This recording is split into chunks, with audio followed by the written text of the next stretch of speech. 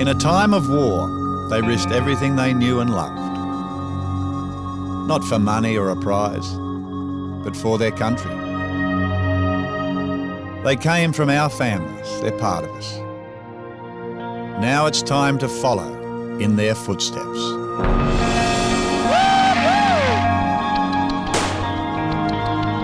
As they journey to the battlefields, the oceans and the skies of our wars, 10 Australian families will discover that the past can come alive.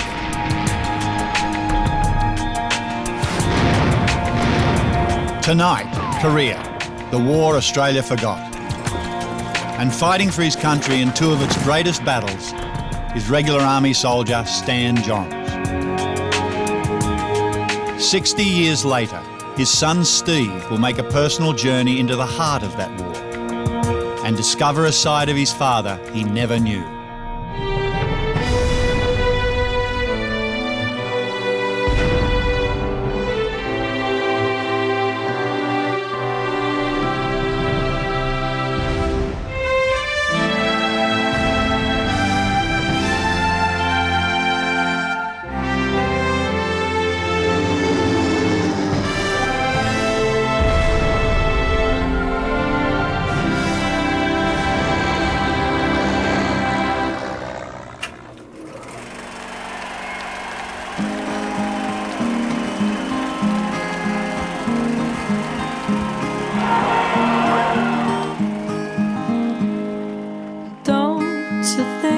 It's time to start anew, time for changing views, time for making up your mind. When a war ends, more than anything else, there's an overwhelming sense of relief. Time for moving on. Ordinary matters seem possible. Time to leave the past behind. Families, kids, jobs, a life. You've been on my mind. Oh, you've been on my mind. Getting back to normality is often difficult, but most service people muddle through and get on with life. Oh, you've been on my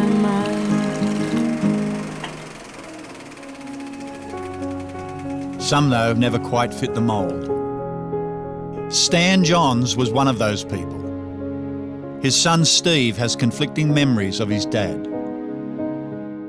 My father was a really solid, rugged little man, a really tough man. He saw himself as a soldier being the best and probably the only good thing that he can be or can do. It was who he was, it was what he did well. Stan served his country not just once or twice, but 3 times. At the end of World War II, and then in Korea and Vietnam. Stan was an infantryman, and a good one. But what worked in war could not work at home. And he and his family would suffer. He was a monster of a man, you know. One punch, he'd knock you through 3 walls, you know. I was the middle child, but my brother's 2 years older and my sister is 4 years younger. And, you know, in short, he was a violent alcoholic. And he was a brutal, brutal man. He beat my mother a lot. He was really violent and threatening towards us kids. You know, it wasn't happy days.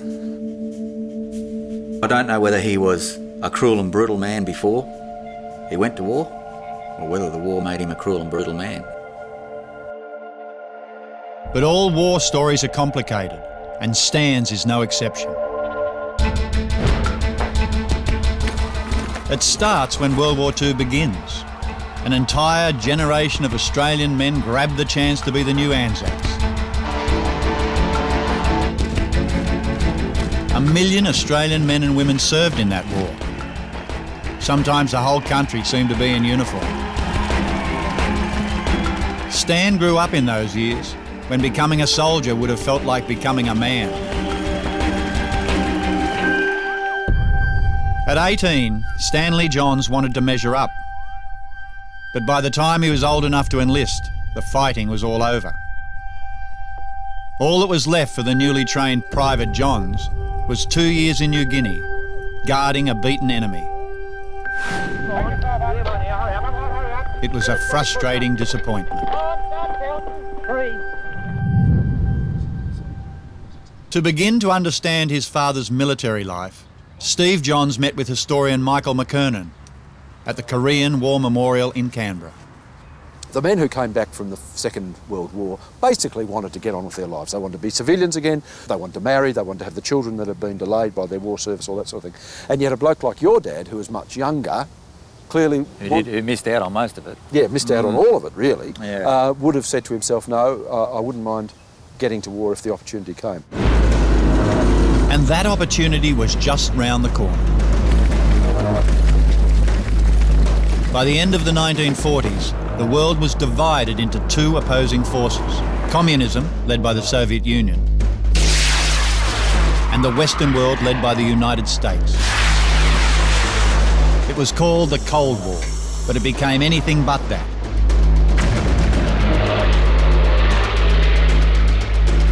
It began with each side trying to win a propaganda war. There is widespread misunderstanding of the United States. The communists are quick to take advantage of this in the lies they are spreading about us.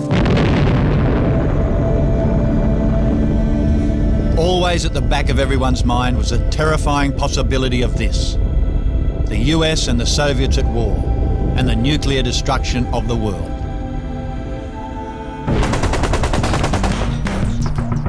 When the moment came, it wasn't a world war that happened, but a bitter conflict in Korea. The communist North invaded the South, and the free world responded, sending in a multinational force that included Australia. The Reds have fortified many of the buildings, and Red tanks may appear around any corner. Just 5 years after World War II, we were back in it again. 17,000 Australians served in Korea. And Stan Johns, now part of Australia's professional army, finally got the war he wanted. But when he came home from Korea, it was to a country that was tired of war, that wanted to forget it all and just get on with life.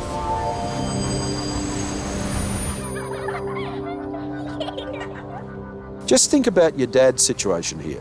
He has been 12 months in a very, very dangerous and difficult war.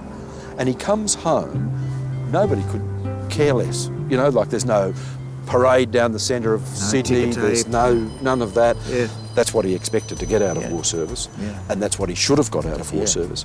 And somebody should have been telling him, Stan, you're a bloody good soldier and you've done your country proud.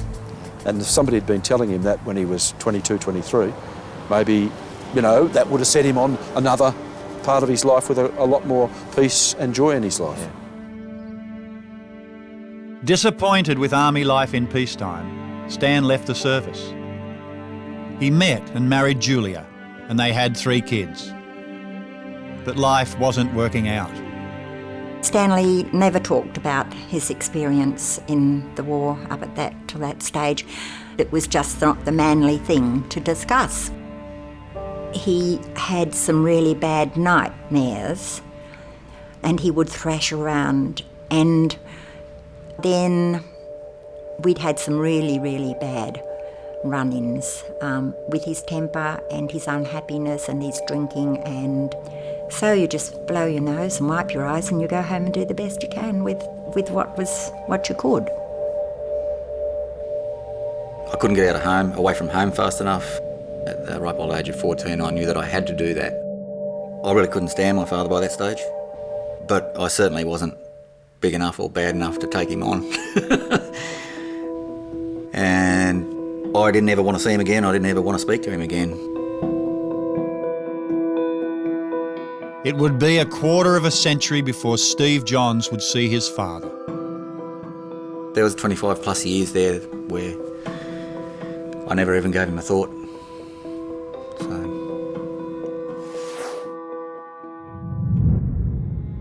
Stan Johns passed away, and so his war service has remained a mystery for his son. That's often the way when people come home from a war. It's just too hard to speak about it with anyone who wasn't there.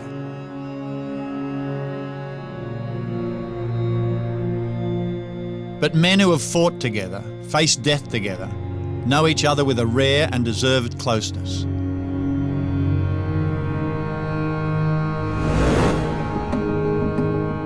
To begin to understand his dad the soldier, Steve will need to speak to his father's mates. Murwillumbah, New South Wales. Footsteps found two veterans of the Korean War, Jim Hughes and George Graham. They've agreed to talk with Steve, to tell him about the man they stood beside in battle, Stan Johns. George Graham, Steve. Steve Johns, how are you? Great to meet you. Well, we were both in your dad's platoon, so please come and join us. Oh, You're built like him. is that right? Yeah. That's your chair. Yeah. Oh, I hope I don't swear like him. Thank you. He was a very solid man, by hell, he was solid. Oh, I remember as a young fella, when I was a little kid, he was a tank. Yeah. He was built like a tank, Yeah. as they say. Yeah. Yeah. Can you give me any accounts of what it was like to be beside my father? He was a bloke who'd been around. Yep. He'd been in battle. He'd been through all the learning curves. So therefore one expected a lot of him and one got it. Mm. And he was good. He was a good soldier. I recommended he be an NCO, non-commissioned officer, a corporal in fact.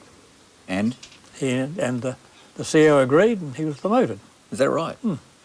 Oh, all right. Well, I didn't understand that. Yeah, I didn't know that. Yep. I had no idea about that he actually got ranked. People respected him Yeah. and recognised him for What? being a good bloke. Yeah. They were talking about a bloke who I had no idea about. A fellow that, by all accounts, I'd probably like to know. And you just think, you know, they're not talking about the same bloke. They've got the wrong bloke. They've got the wrong name. It's hard to reconcile the two. Stan's mates have another surprise for Steve. Steve, it's my pleasure to present this envelope to you. You may obviously open it and read it.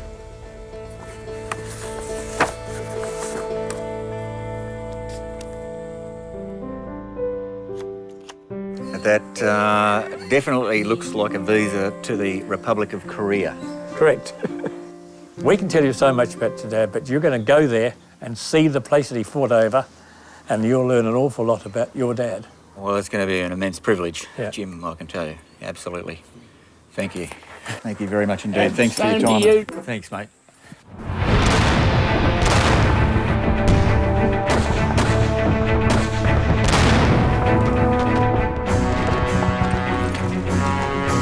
When Stan Johns went to Korea, it was as an Australian soldier serving his country in a war. For his son Steve, the journey there will be a lot less dangerous, but no less confronting.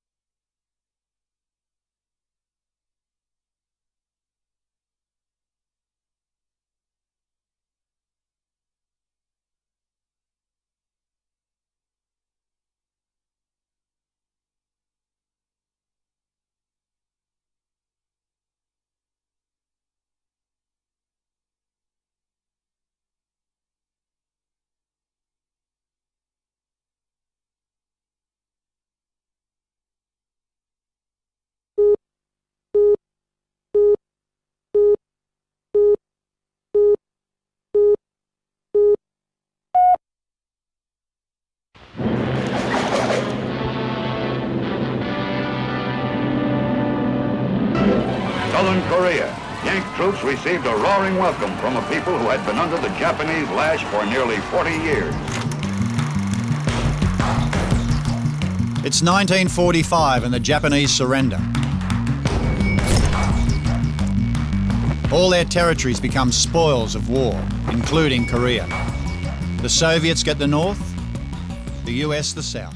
On one side, the free world on the other. was never going to work.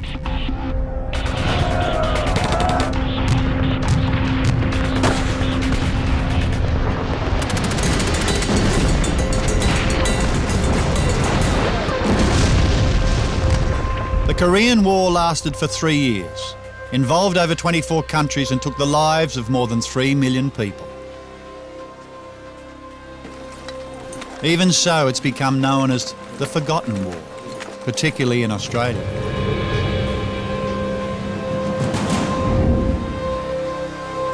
Seoul, the thriving capital of South Korea.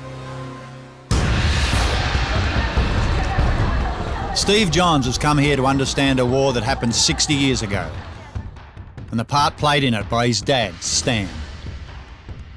Steve. G'day, Brad. His guide in Korea is Australian historian Brad Manera.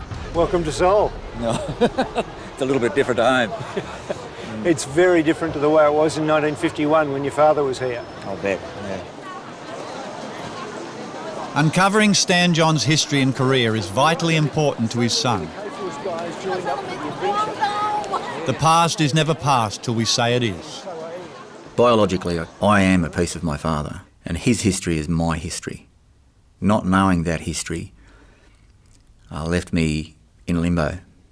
I don't know where I've come from. And how can you know where you're going if you don't know where you've come from?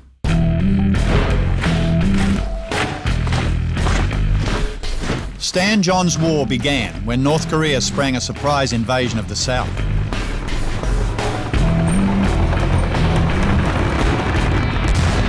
It was fast, surgical, and overwhelming.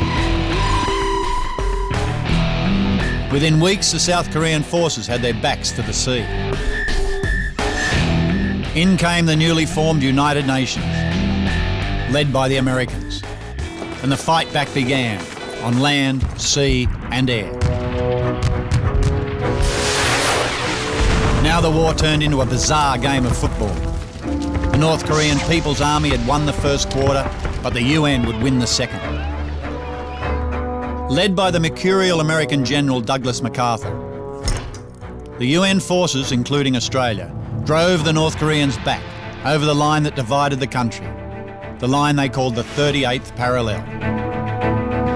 And it could have all stopped there in October 1950. But General MacArthur, never short on ego, decided to push on, right to the border with China, and that was too much for the Chinese.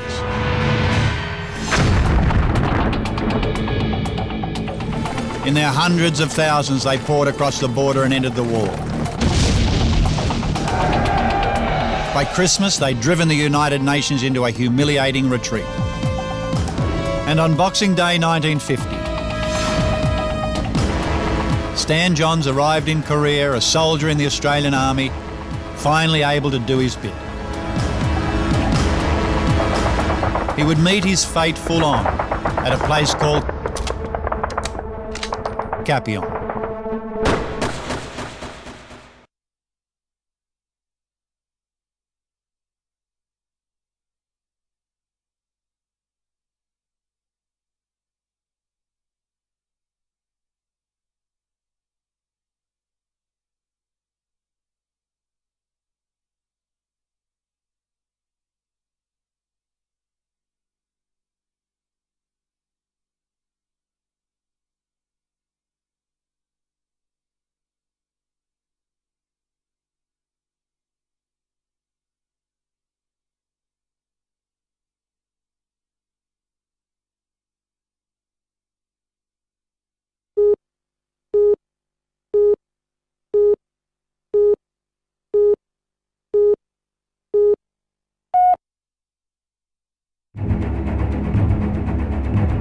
Korea was a hell of a place to fight a war. Rugged, mountainous country,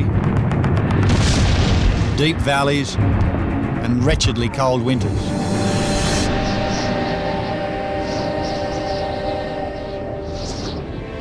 It wasn't anything like the way we saw it on the television series MASH, and the Australians found it just as challenging as everyone else.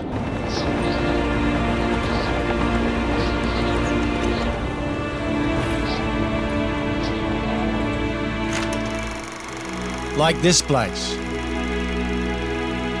the Kapyong Valley. It's long and narrow with jagged hills on either side and a road right down the middle. So, yeah, this is one of the main approach routes. If you've got the high ground, it's a perfect place for a fight. In April 1951, Stan Johns and his regiment 3RAR were positioned here. They thought they were about to have a rest and celebrate Anzac Day with the old enemy, the Turks. But the Chinese had other ideas. Thousands of them would try to destroy just 600 Australians.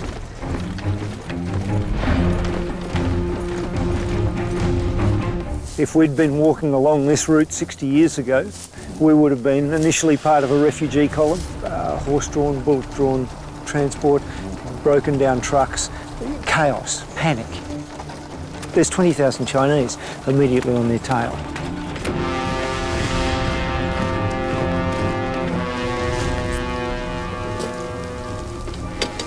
As you can see from the map, you've got the road heading south towards Seoul, and there's 20,000 Chinese trying to use this road.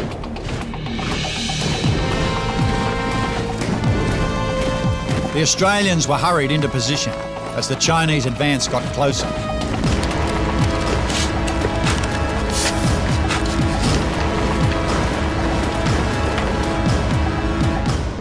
There's only 100 Australians on that spur and probably only 40 or 50 rifles from B Company with your dad in 4 platoon.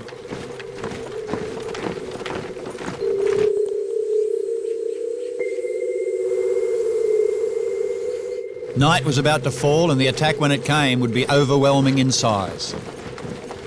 It's a desperate fight. The Australians might dominate the fields of fire, but, you know... They're not good odds. They're not good odds. The overwhelming numbers, the odds that they were against, the position that they were in, you know, how didn't they get decimated? The Australians are trying to set up defensive positions in the dark, but it's a bright moonlit night. It's a very, very clear night. The road's packed with local villagers that are trying to flee the communist onslaught. And in amongst those fleeing refugees, the Chinese had infiltrated.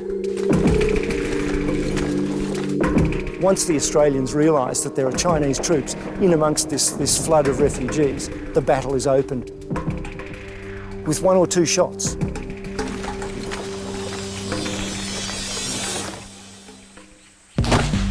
The refugees make themselves very scarce. That's when the shooting really starts. The Australians are using bolt-action .303 rifles and the occasional submachine gun. The Chinese are predominantly equipped with a submachine gun. So they're delivering a lot of fire. And they're deploying using the cover as they move along this valley floor and then forming up and launching human wave assaults.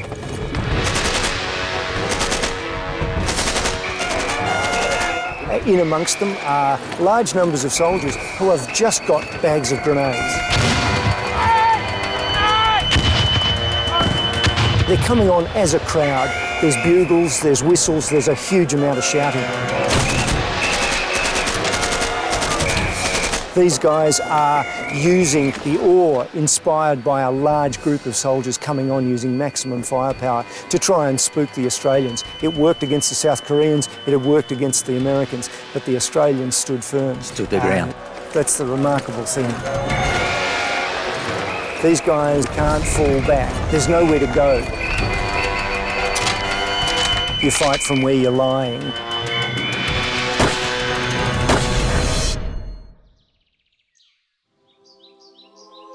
And the weapons pit where Stan Johns was lying was up here, on the high part of the hill.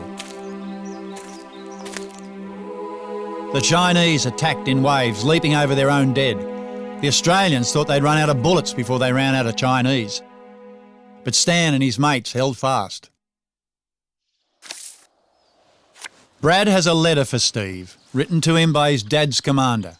It contains words he's long wanted to hear. Recollections of Stan Johns by his platoon sergeant, Clem Keeley. Stan Johns was a good soldier. Simple as that. 3 Battalion was known for the quality of its soldiers, but it didn't start out that way. It became an excellent unit because of men like Stan joining it. The likes of Stan Johns raises the standard of 3 Battalion.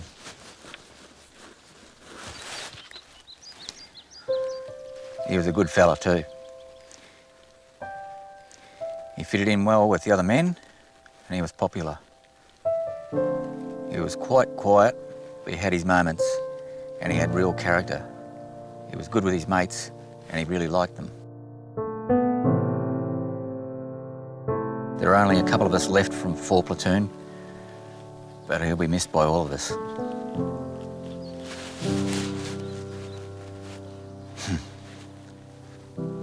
It's a hell of a statement, isn't it? The likes of Stan Johns raised the standard of 3 Battalion. Yeah, how couldn't you be proud of your old man, eh? At the end of the day, regardless of how good or bad he was still your father. And regardless of what you've done, you're still his son. And so nothing can change that. Yeah, all that stuff just came out. There was no stopping it.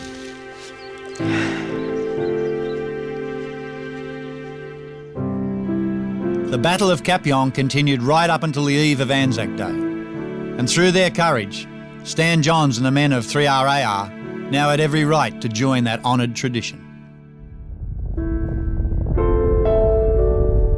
The Chinese withdrew and Seoul was protected. The Australians lost 32 killed, 59 wounded and 3 captured. The Chinese dead numbered over 1,000, with many more wounded. In a remarkable recognition of the Australians' courage, American President Harry Truman awarded the regiment the US Presidential Unit Citation for Extraordinary Heroism.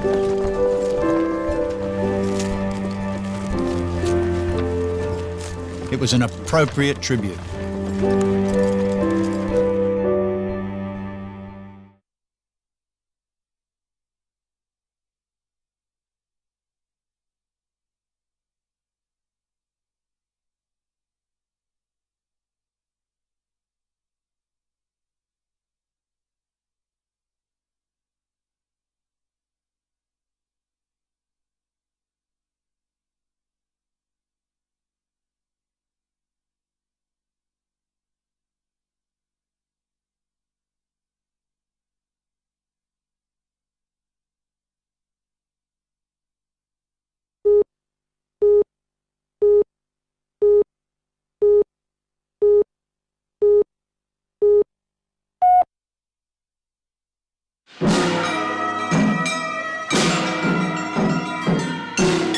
South Korea has made an astonishing recovery from the war.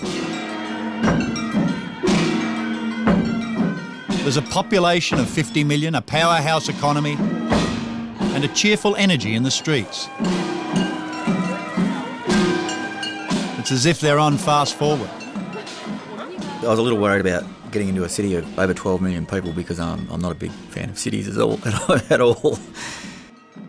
I found the place just absolutely fascinating and incredibly pleasant.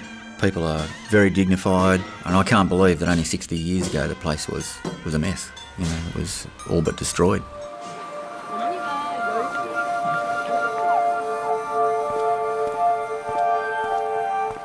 This is the War Memorial of Korea, the largest of its kind in the world.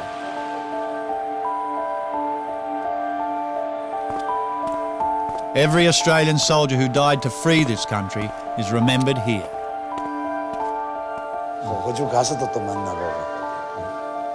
Oh, good morning, Steve. Welcome to Korea. Thank you. Steve is here to meet Professor Sam Gon Kim and Chairman Chi. They both understand what the war cost their country. Yes, it is. Your father fought here, particularly in Kapyong battle. Is Yes. that true? Oh, I see. Yeah. You must have heard a lot about battle from Not, your daddy. Not as much as I'd like to know yet. Oh. Yeah. So that's why you are here to confirm. Yep. This is the Roll of Honor. During the 3 years of the Korean War, about 152,000 Korean soldiers died here. And a lot of UN soldiers told the 37,000. Of this, the United States sacrificed over 33,000.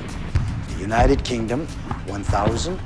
And Australia, about 332. The actual number could be a little bit more. Right. I had no idea it was that high. Koreans have not forgotten the part Australia played in the war, and they are grateful for our sacrifice. I understand your father fought in Korea, so I'm deeply touched. Even 60 years is delayed, we want to say really bound to thank you. Oh, that's my honour. It's my honour. Thank you very much. It's a pleasure to meet you. All those names of the fallen heroes are listed here. I had no idea so many soldiers had lost their lives in the Korean War. You know, it's pretty hard. I find it fairly heartbreaking, really.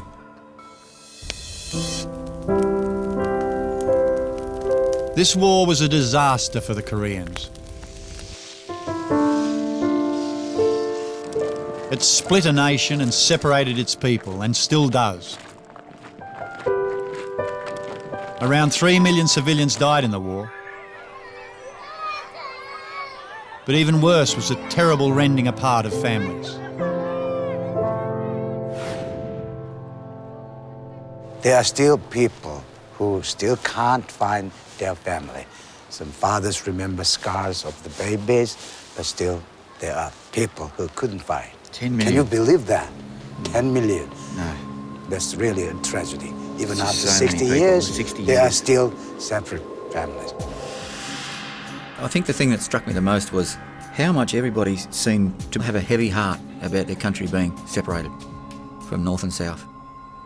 That really struck me, that just about everybody had a palpable sadness about that.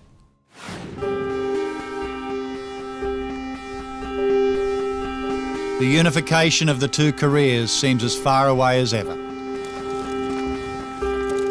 And on the other side of this border lies the location of the toughest battle of Stan John's war. A battle that would live on as one of the greatest Australian victories.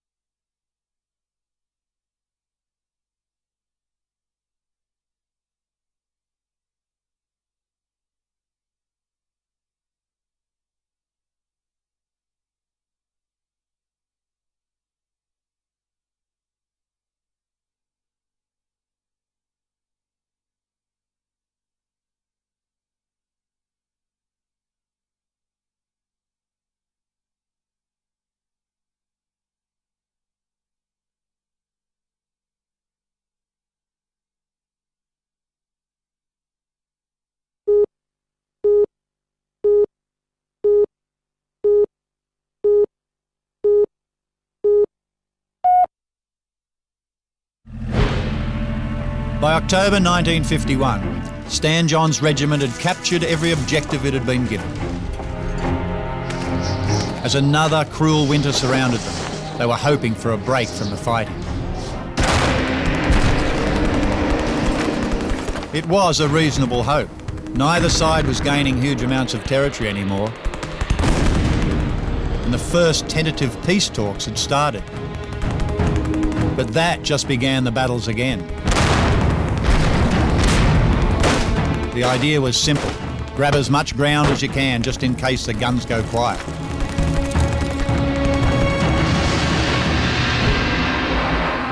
Everyone wants the high ground. It's the best position to control the countryside. The UN command particularly wants a rugged peak called Mariang San, held by the Chinese.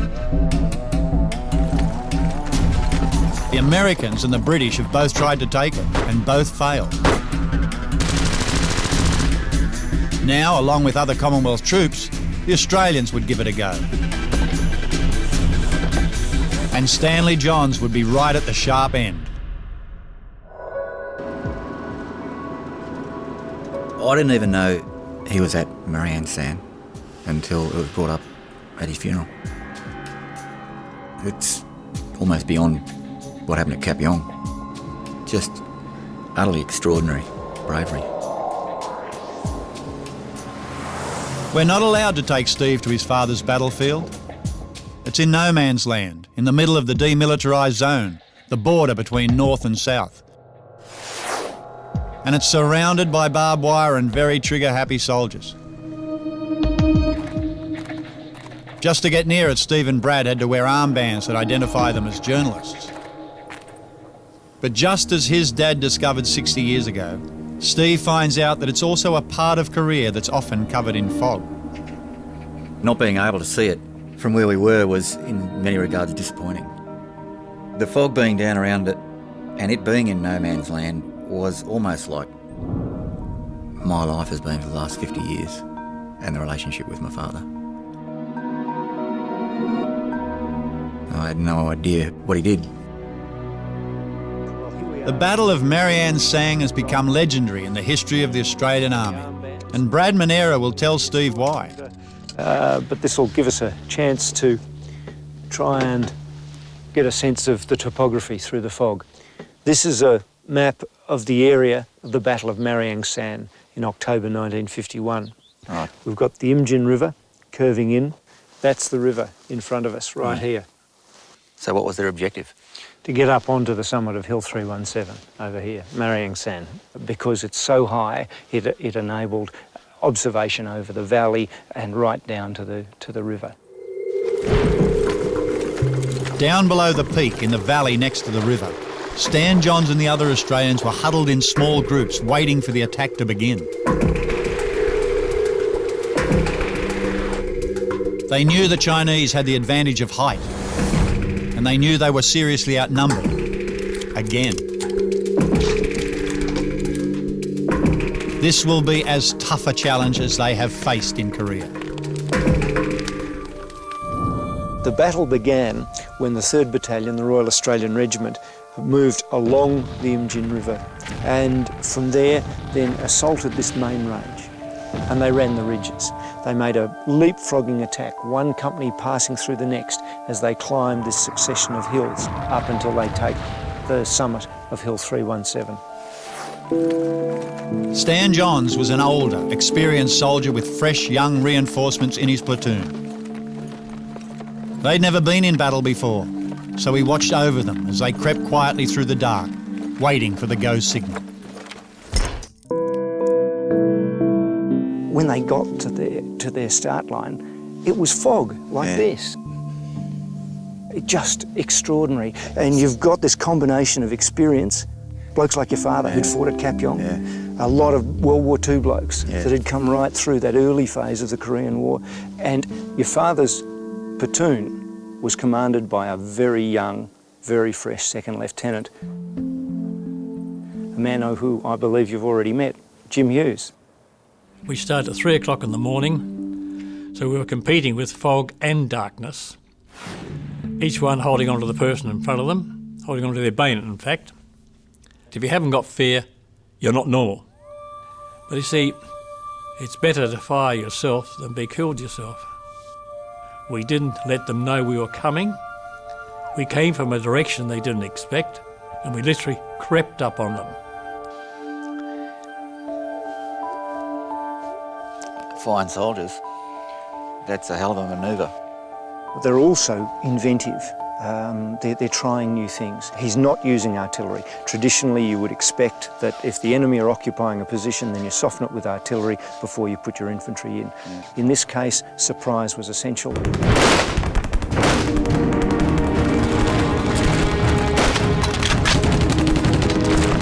For 2 days and 2 nights, the Australians moved up the rocky face of the hill, fighting the Chinese hand to hand at every step.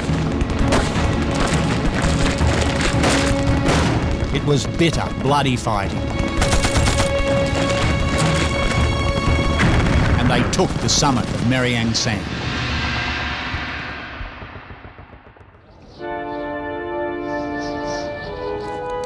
But there was more to come.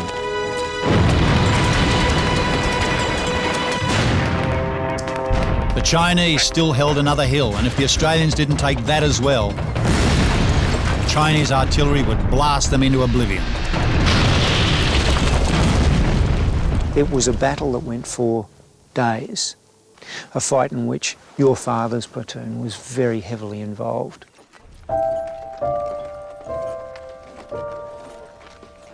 Finally, after 5 days, it was done.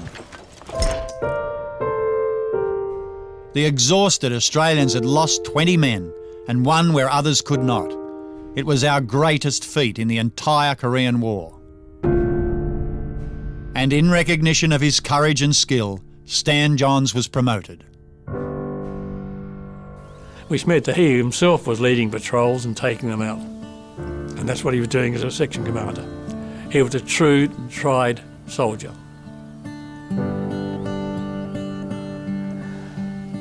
Section commander. I didn't know any of those things at all. I wish Jed had told me. I never doubted him. Yeah, you know, he's a tough bloke. Probably too tough. Utterly extraordinary what they had to do, the overwhelming numbers again that they're up against. It's painted enough of a picture for me to understand it as best as I can. And that's, I think, made a huge difference to my perspective on things. The Australians were withdrawn from Marianne Sang to recuperate. In their absence, it was recaptured by the Chinese. It was a terrible blow to those men who'd fought so hard. The war now bogged down into ugly trench warfare not seen since World War I.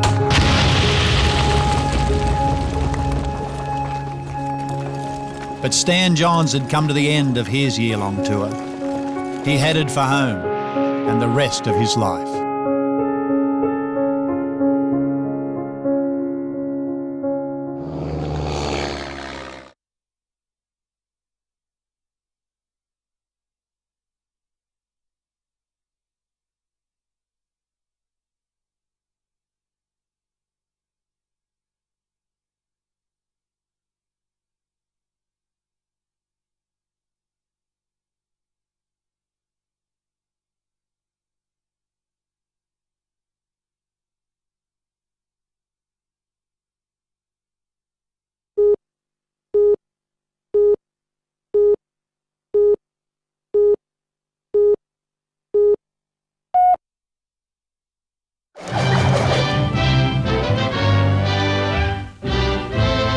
First films of the ceremonies at Panmunjom that end 3 years of bitter, costly conflict.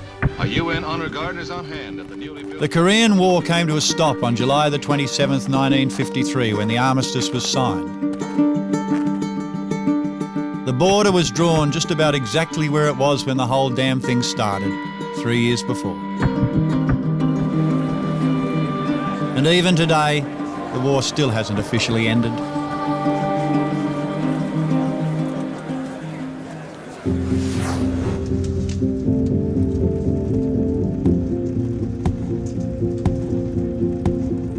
Stan Johns ended his Korean War as a worthy Australian soldier, entitled to wear the medals that he and his regiment had so deservedly earned. Unfortunately, over the years, those medals have gone missing. Our family's lost those medals. They're significant. Yeah, they're important to me. They represent a lot of what we've been through as well.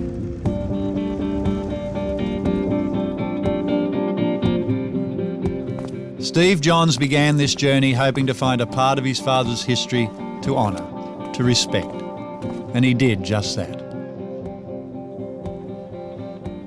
There's a lot of pennies to drop yet, but it seems to me like what's happening in this experience itself, everything has just played itself out exactly as it was supposed to. Stan John's military record is a proud one. And so here, in this place of commemoration and remembrance, we gave Steve a keepsake, a permanent memory of Stan.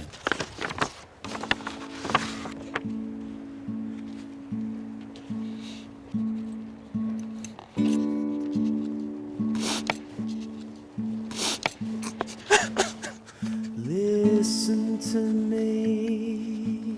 Gotta get up off your knees. Water to wine is I will do. You pack of bastards.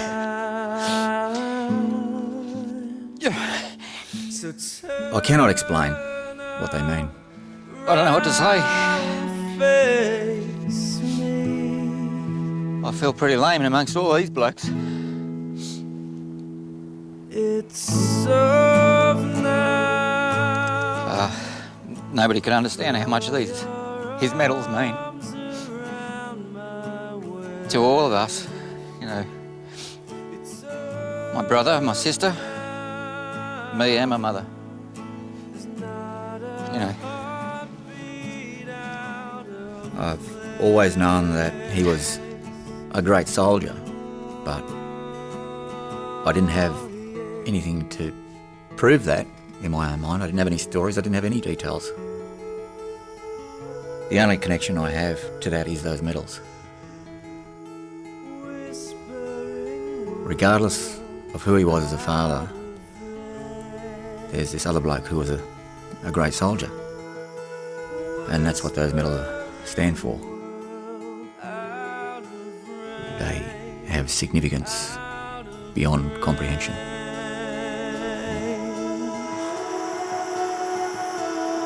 It's over now. Throw your arms around my waist. There's no changing the past, but this has given me the opportunity to change my perspective. The ground's changed, so it's possible to move on. It's over now. Throw your arms around my waist. It's over now. There's not a heartbeat out of place or out of range.